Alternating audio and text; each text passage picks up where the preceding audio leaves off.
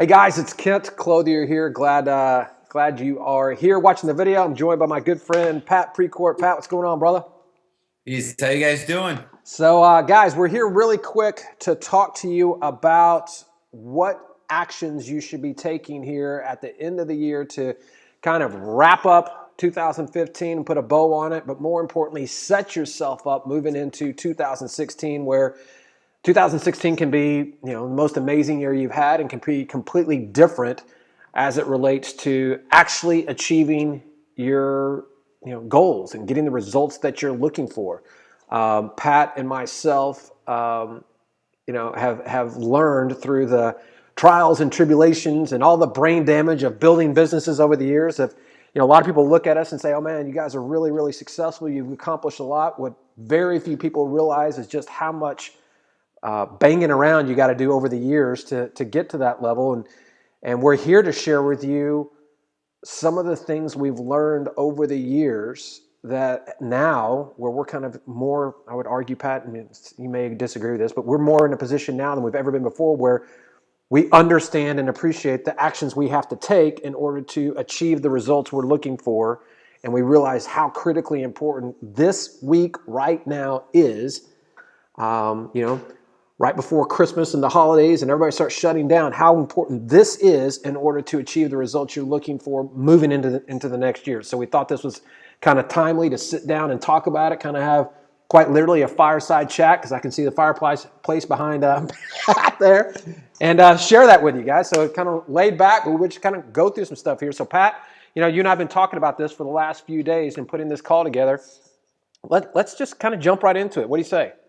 Yeah, awesome. And let's start with the idea, Kent, that the results we get every day, you, I, and everybody listening to us, are simply an end result of decisions we make along the way. And our decisions typically are a result of patterns that we find ourselves in, right? And if I was to bring one powerful message to this call, it's exactly what you just said. What we do over this next week and these last 4 weeks of 2015, it's going to be an exact reflection of our entire 2016. It always is.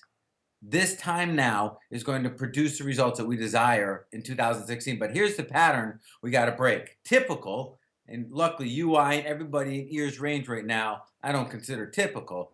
Typical is we get to Thanksgiving this time of year, and we, instead of turning up the pressure, turning up the heat, we slide backwards into a holiday mode. And the challenge is everybody around us does the same damn thing. They make it okay, Right. acceptable to stand down, not to step up. So instead of pushing harder, doing more, fulfilling the 100 yards, we're 95 yards down the field, we effectively fumble the ball, Yep. which negates so much work that we've done. And that's not the worst part. The worst part is we go in then to our patterns, our habits of last year. And I'm not trying to make anybody feel bad, but how many of you set New Year's resolutions last year and didn't even begin them, are not where you want to be today that you thought you were going to be? And that's the pattern we got to break here, Ken. So we Well, go to well, think about this for a second, because I just want to stress that. I would venture to say that everybody that's seeing this right now has created a New Year's resolution, whether it was last year, the year before, or whatever, and just simply it meant nothing. Imagine for a minute that if you actually set a New Year's resolution, and screw the New Year part of it. I mean, if you actually set a result that you wanted to achieve over the course of the next few months, and you had the power to make it happen. I think that's probably the thing that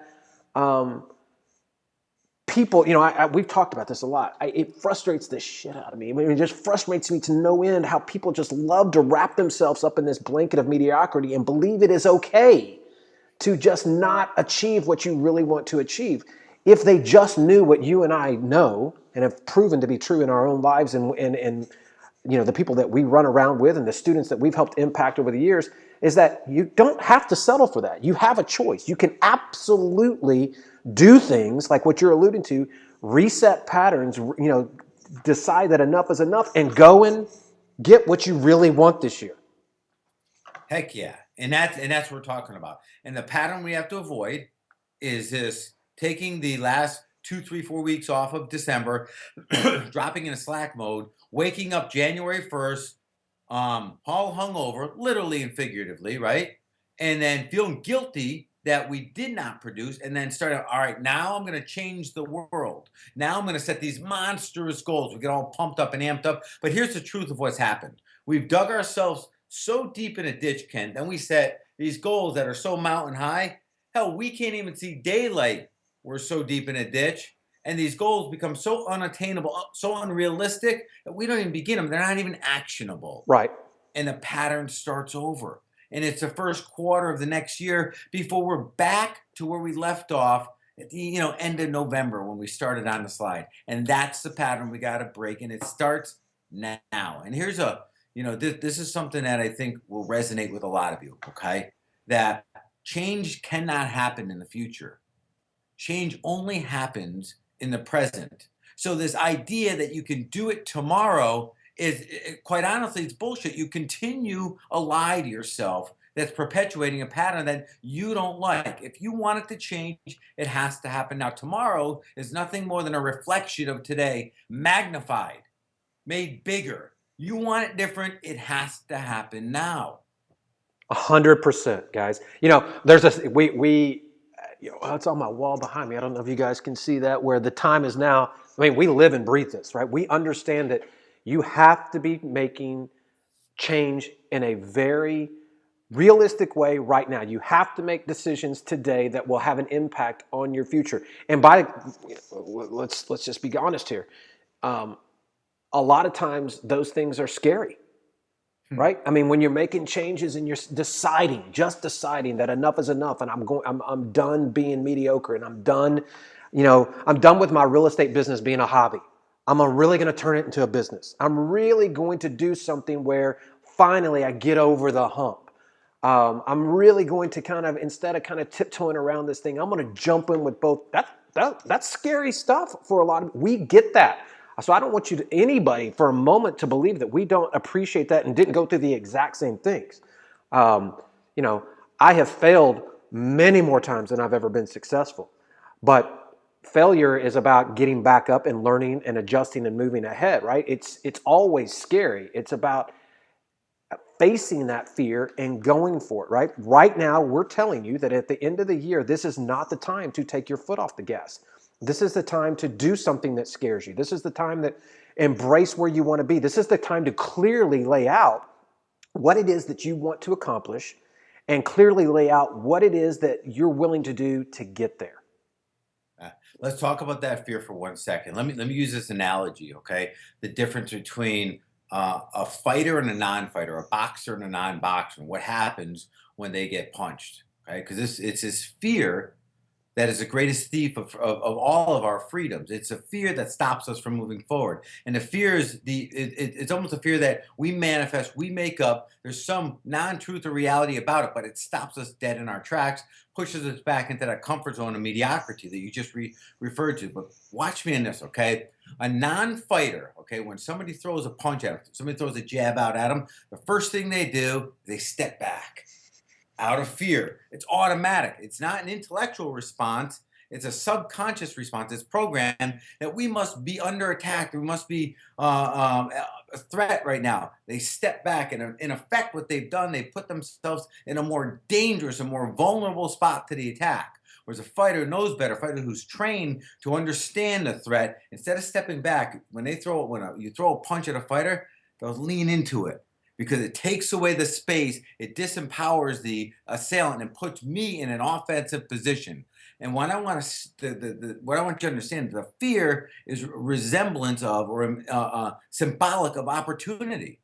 And by stepping into it, your first step, overcoming the fear, move forward to the fear, you put yourself in a position of offense where now something is possible. You step back, that opportunity blows right by you, and you put yourself back in a vulnerable position. I love that, man. It's powerful, and it's a little mind hack we got to work on all the time, and to always remember ourselves that there's very few fears that we have that are realistic. I mean, we have the fears that are innate to us that protect us from physical harm, and of loud noises and falling we're born with. And there's a couple others we've learned, right? But very infrequently are we ever walking down the street and have to be afraid of like a bear attacking us. It ain't happening. Right. We're almost never in physical harm. So we got to start challenging these fears. And this is just a mind hack and realize that fear equals possible. There's nothing 100%. guaranteed there, but the second you flinch and go backwards, that possibility is passing you by. And you know as well as I do, you got one shot at possibilities. Those opportunities do not circle back around. Well, let's talk about it here for a second, right? Because we're doing the Find and Flip Summit here in a few weeks, and that's part of the reason why we're here.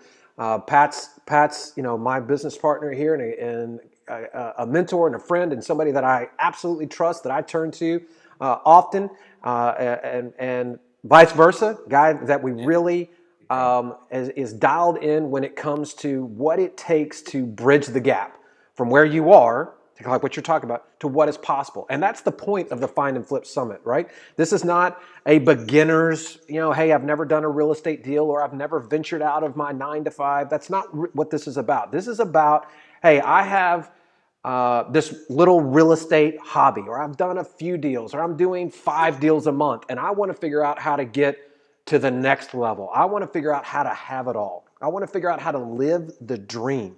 That's what this event is about. I mean, we're bringing in myself and Pat and some other guys and my entire team to talk about how we've done it, but also how the people in attendance can do it. It's a very small event. I think we're limiting this to 150 people. So we're really trying to be specialized in the people that we put in this room and that we share this information with. Let's talk about that for a minute, Pat, because at the end of the day, I think we both agree, when it comes to scaling a business, when it comes to having everything you want out of life, when it actually comes to building a business that you're proud of, it's rarely about the real estate transaction. Would you agree? Oh, absolutely. I mean, it's ultimately it's an objective of a lifestyle, right? And here's his, and I'll share the stat with. I mean, we're a close friend, you and I are, and I'm going to assume everybody else listening is close friends. But here's something that nobody talks about, Ken. Okay, the divorce rate of the entrepreneur is, and they have a hard time qualifying these numbers, but about 30% higher than average. Now, the paradox in that revelation is the idea that, and you've spoken to, thousands of people, as I have, about, people, their why behind why they're going into business. And they always say the same thing, take care of myself, my family, my wife, my husband, my kids, right? Yet that doesn't always pan out that way. And my Right. point of bringing that up is this event is more about doing the business of real estate. It's more about generating additional revenue. It's about creating a lifestyle around what we love to do. And there's some key pieces in this that, you can't just focus always on making money. Making money is a key component, right? But there's also got to be other purposes or reasons and why what we do, so that we ultimately achieve what we're trying to achieve here. And you know as well as I do, the goal is not to work 80 hours a week, right, and be a slave to your job. You can go work for somebody else and have a much better lifestyle than that. Amen, brother. Have a hell of a lot more security doing that and not have any of the risk. Oh, hell yeah. And I just want to share that with everybody so they understand that we're not say this isn't a quick path to making money. This is how to make a solid income to the degree that you want, right? But have a life too, right? And the lifestyle that you choose. Well, this is arming people, right? So I would argue that probably most of the people that this event is designed for are hustlers, Yeah. right? They know how to go off and make a buck. They know how, they may have run this business or that business, and real estate, is now something they're doing, and they've got this, they're hustlers. Making money is not their issue. It's how do you actually turn it into a business that correctly from day one to where that business serves you. And I Perfect. believe we have a unique, I know this, we have a very unique skill set when it comes to showing people how to do that. I would argue that we are better prepared to show people how to do this than anybody that I know, certainly. I can tell you from my own experience, building the business that you want and designing the systems and the automation and the people and the leverage and everything, those are all decisions. Yeah. And if you have the framework set out correctly from day one, the subsequent decisions you make, instead of you getting backed into a corner and backed into a business, 2 years from now that you don't even recognize and that you are a slave to, You can absolutely have exactly the opposite and say, man, I thought about it from the very beginning. I surrounded myself with these guys. I went to this event. I set out my game plan. I executed on the game plan exactly the way they taught me how to do it there. And from that point forward, every subsequent decision led me to the path where I look up in a year, 2 years, and I own something not only am I proud of, but that it serves me and I don't serve it. And that's what this is about for me. Yeah, yeah. This, and another way to put this is a lot of people already creating their plan for 2016 and, the different projects they want to take on, how many houses they want to buy or sell, maybe, how many people they want to hire and so forth and so on. But very few are writing down how many weeks they're going to take off in 2016, how many days a week they're not going to work, how many hours a day they're going to use as just personal me time and family time, right? And your business has got to allow for that to happen. So Amen. let me share something that's pretty powerful, because I use, again, this is a self mind hack I remind myself of all the time, but I want to share it with everyone. It'll just add some clarity to the decisions here, right? And not everybody, and Ken, some people on the call right now, I guarantee you, will get near to hang up. Okay, it won't work for everybody. And listen, I honor everybody's decision to stay exactly where they freaking are. That's fine. Okay, I don't judge anybody based on their decisions. Okay, but it kind of goes like this. Okay, everyone in our years range, everyone we know has exactly in their life right now everything to the exact degree that they deserve it. You have exactly what you deserve. I have what I deserve. And everybody listening has what they deserve right now. The deserving is equal to your commitment to attract and receive more. Okay. So whether it be your bank account, whether it be your physical well-being, whether it be the quality of your relationships with your spouse or your kids or friends or your spirituality, whatever it is, you have what you deserve. And the importance of putting it that way puts full responsibility on you and I for where we're at. And the key there is, as you look into the word of responsibility, right?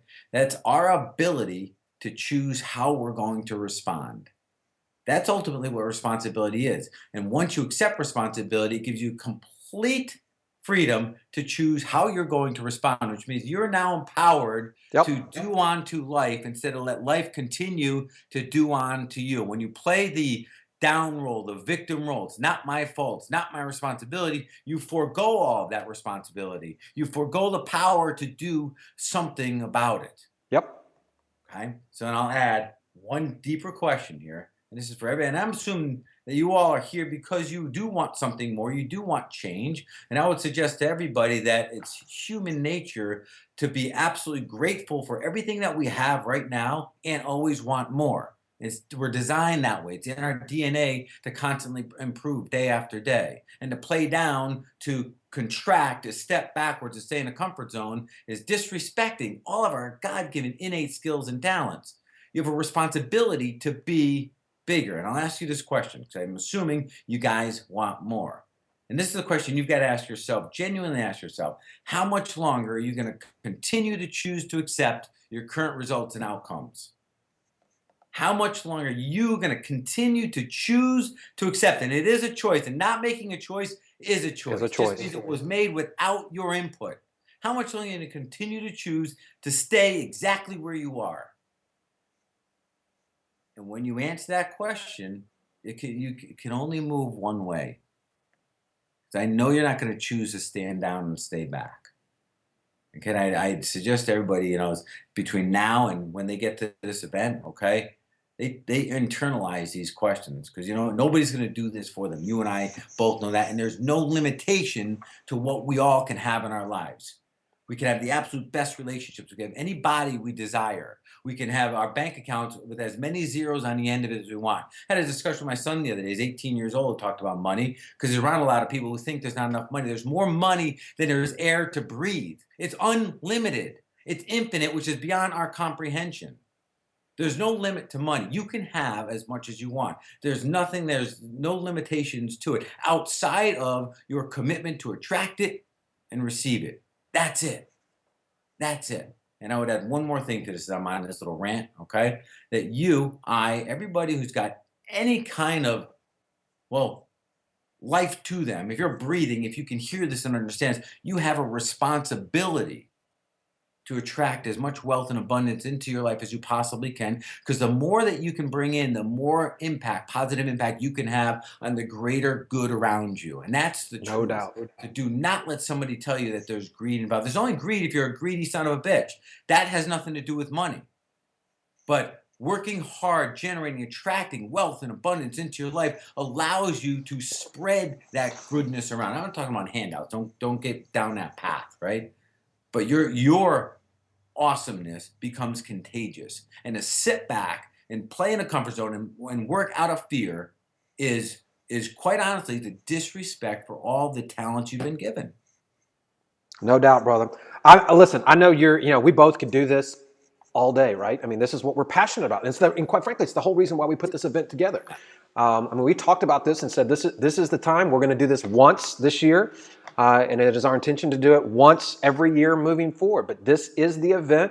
We're not doing an event every weekend. We're not traveling the country. This is their one opportunity to come and surround themselves with you, myself, my brother Chris, Jason Medley, Michael Burnoff, Sean Terry, got our group, our core group here, the whole real estate worldwide community and our That's a entire good group. organization, right? Because these are powerful people that think very differently about this business and have been able to bring it to scale better than anybody else that I know. And we want to share.